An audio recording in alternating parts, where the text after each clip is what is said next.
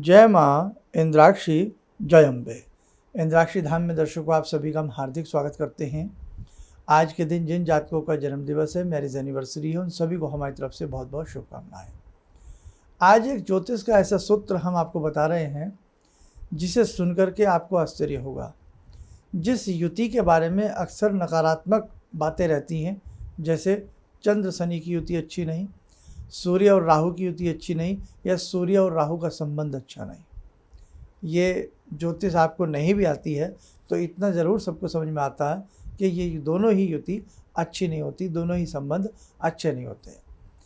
लेकिन कई बार कुछ नकारात्मक युतियाँ वास्तव में जीवन में कमाल कर देती हैं। तो ये दोनों ही कमाल को प्रदान करने वाली युतियाँ हैं। अपने ज्ञान वर्धन के लिए ये सब्जेक्ट जरूर सुनिएगा। आइए पहले आज का हम पंचांग बतावें। 9 सितंबर सन 2024 दिन सोमवार, संवत 2081, भादों का महीना, शुक्ल पक्ष, तिथि आज है षष्ठी, नक्षत्र विशाखा, राहु काल 7:30 से 9, दिशा शूल पूर्व दिशा। जब जीवन कमज़ोर पड़ जाए तो कई बार हम अपनी कुंडली को देखते हैं। कुंडली ना हो तो हम अपने हाथ की रेखाओं को देखते हैं, उनसे समझते हैं कि ऐसा क्या है मेरे हाथ की रेखाओं में या मेरी कुंडली में ऐसा क्या है कि जिसकी वजह से मेरे जीवन की तरक्की रुक गई है। आपके बच्चों के संग भी ऐसा हो सकता है। लेकिन आज एक युति ऐसी है जिससे आप बहुत डरते हैं। उसका मैं एक नई तरीके से आपको अनुभव वाली बात बता रहा हूँ जो आपको बहुत अच्छी लगेगी।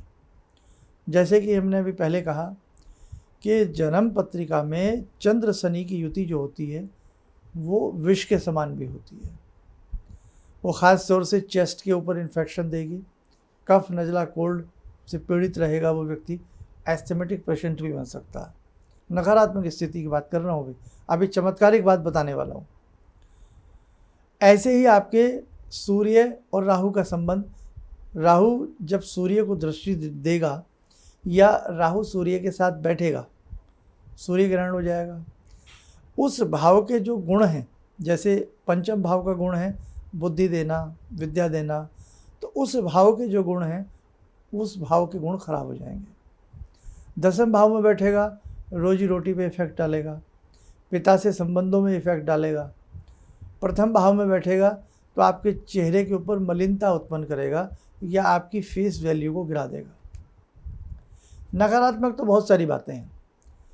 अब आपको मैं एक अध्याय, आप ध्यान से सुनना, 2 मिनट लेंगे आपके हम।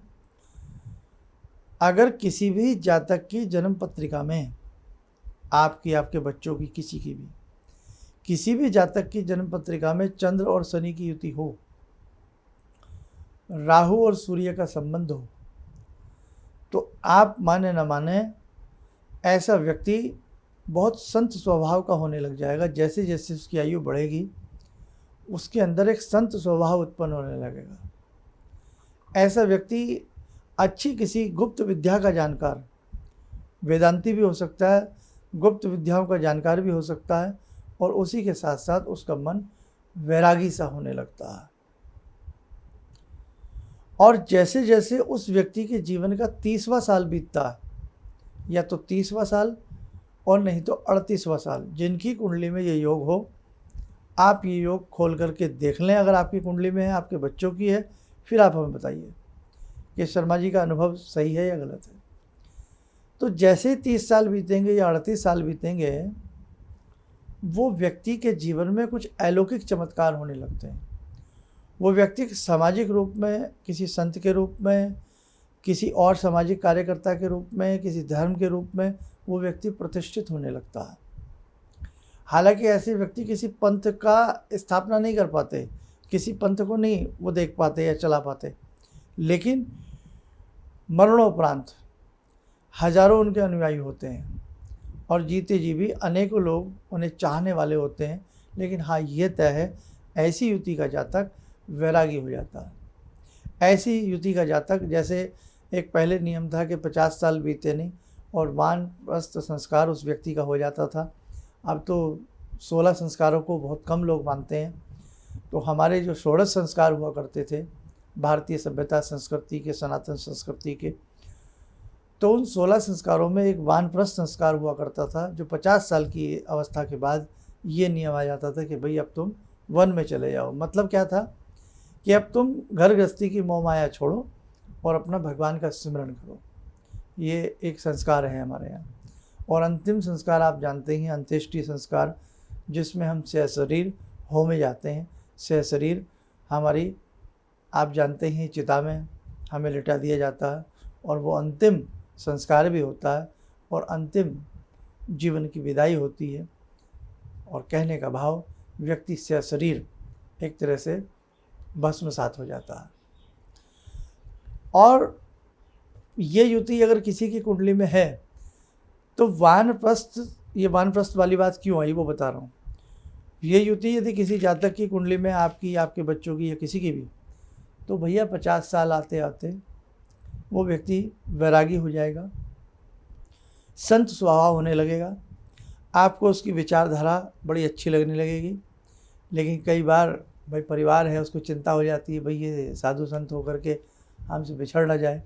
अब साधु संत तो साधु संत होते हैं, उनकी दुनिया निराली होती है, अनोखी होती है, अद्भुत होती है, पूजनीय होती है। लेकिन कई बार कोई परिवार ऐसा भी होता है जो जिनके लोगों की अपनी आवश्यकता होती है, वो नहीं चाहते कि आप अभी हमसे दूर जाएं। भाई साधु संत के लिए घर परिवार सब त्याज्य सा हो जाता है, वो समाज की सेवा में और भगवान की तपस्या में अपने आप को लीन कर लेते हैं। और कई बार तो और भी कुंडली में ऐसे अद्भुत रहस्य हैं मेरे दर्शकों कि बचपन से यदि किसी बच्चे की कुंडली में वो योग हों तो बचपन से ही वो व्यक्ति, मान के चलो, अलग ही दुनिया उसकी हो जाती है। जैसे जैसे उसकी मूछें आती हैं या जैसे जैसे वो बाल है, बालिका है, जो भी है, जैसे जैसे वो बड़ा होता है, वयस्क होता है, वैसे वैसे सामाजिक बातों से उसका रुझान हट जाएगा और वो परमार्थ की तरफ, भगवान की तरफ अग्रसर होने लगता है।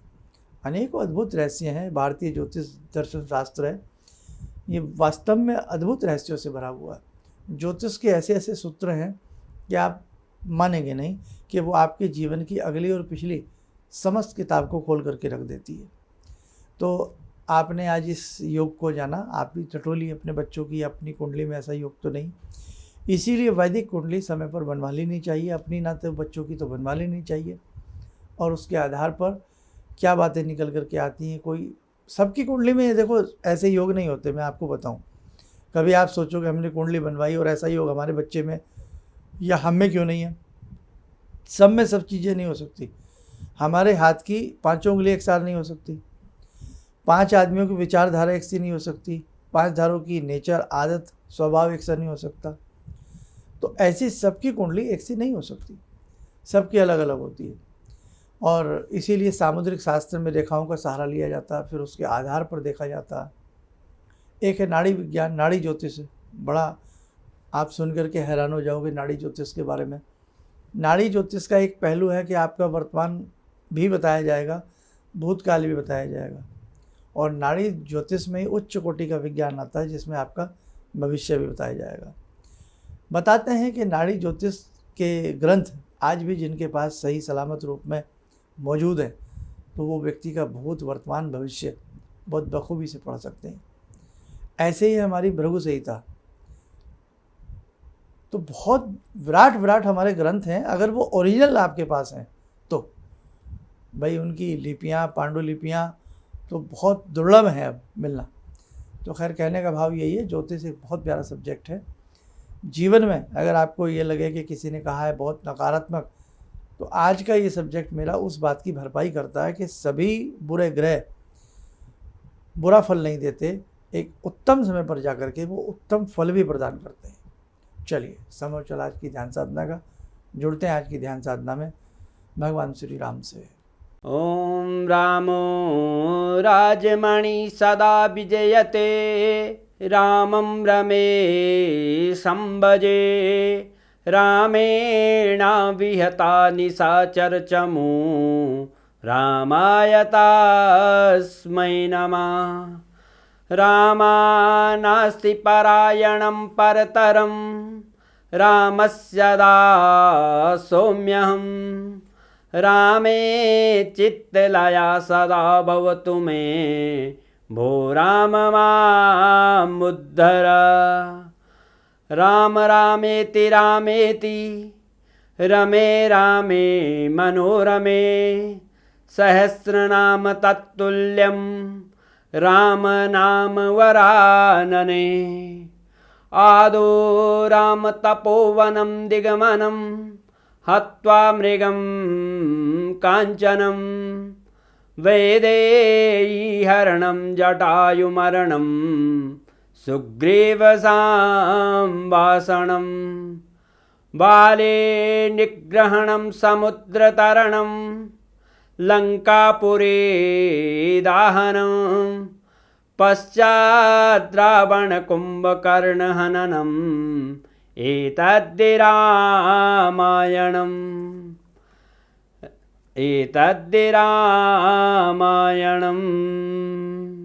कवच बना लें, ध्यान करें, राम जी का शुभ आशीष हम सबके ऊपर बरस रहा है।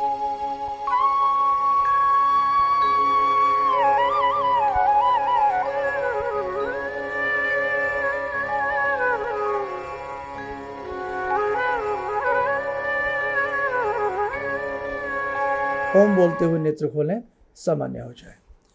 देखो साधकों, ज्योतिष पाठशाला कार्यक्रम कुछ दिन से बंद कर दिया गया था और बहुत सारी चीज़ें बीच बीच में आती रहती हैं, लेकिन ज्योतिष प्रेमी ये ना समझें कि हमारे इस प्लेटफॉर्म से हमने ज्योतिष की बातें करना बंद कर दिया है। भाई तीज त्योहार धर्म ये हमारा धर्म है, इसलिए हम वो तो नहीं छोड़ सकते। बीच बीच में ज्योतिष को ड्रॉप करना पड़ जाता है। जैसे मासिक राशिफल आपका बताते थे हम, कार्य मजबूरी के कारण, कार्यभार के कारण वो बंद हो जाता है। लेकिन हम प्रयास कर रहे हैं कि दोबारा से जो भी चीज़ें बंद की गई हैं वो आप सबके कार्य के लिए, आप सबके लाभ हेतु पुनः हम उन्हें व्यवस्थित रूप से शुरू कर सकें। चलिए, आप सब लोग स्वस्थ रहें, सुखी रहें। इन्हीं शुभकामनाओं के साथ हम अपनी वाणी को विराम देते हैं। जय जय अम्बे। जिंदगी के इस प्रवाह में तमाम लोग डिप्रेशन के इस हालात से गुजर रहे हैं। सफलता असफलता अपनी जगह की बात है, लेकिन पता नहीं कितने सारे लोगों को इन्होंने डिप्रेशन से उबारा है, नया मोटिवेशन दिया है काम का। इनका जो एक अनुभव था कि एक मेरी बातें इनसे लगातार कभी कभार हो जाया करती हैं। एक दिन मेरी बात हो रही थी, अचानक इन्होंने प्रश्न किया कि क्या आपके यहाँ कौवे आ रहे हैं। मैं बहुत तेज चौंका। करीब 4-5 दिनों से कौओं का झुंड मेरे घर पे मंडरा रहा था। मैं यही सोचने परेशान था, ये शुभ है अशुभ है, क्या चीज़ है। तो मैंने प्रश्न किया कि क्या मैंने आपको बताया कि मेरे घर में कौवे आ रहे हैं। कहने नहीं, मुझको दिखाई पड़ रहा है। तो कुछ तो अलौकिक है इनमें। दूसरा क्या, जो इनका उद्देश्य है, जब महाकुंभ में आए थे, मेरी इनसे वार्ता हुई तो मैंने इनका उद्देश्य जानना चाहा कि किस उद्देश्य के लिए आप काम कर रहे हैं। तो जो उद्देश्य उन्होंने मुझको बताया, मैं मन से इनके उद्देश्य के साथ जुड़ गया। इनके साथ तो जुड़ा था ही, अब इनके उद्देश्य के साथ भी हूँ मैं। किसी भी समस्या के समाधान के लिए मिले प्रसिद्ध हस्तरेखा एवं वास्तु विशेषज्ञ प्रोफेसर धर्मेंद्र शर्मा जी से। नोट: शिविर में भाग लेने हेतु एवं व्यक्तिगत रूप से मिलने के लिए कॉल करने का समय सुबह 10 बजे से शाम 6 बजे तक। हमारे विभिन्न ज्ञानवर्धक कार्यक्रम देखने के लिए आप हमें अभी सब्सक्राइब करें, बेल आइकन को प्रेस करें ताकि आप देख सकें हमारा कार्यक्रम सबसे पहले। और अधिक जानकारी के लिए फेसबुक पेज को लाइक करना न भूलें।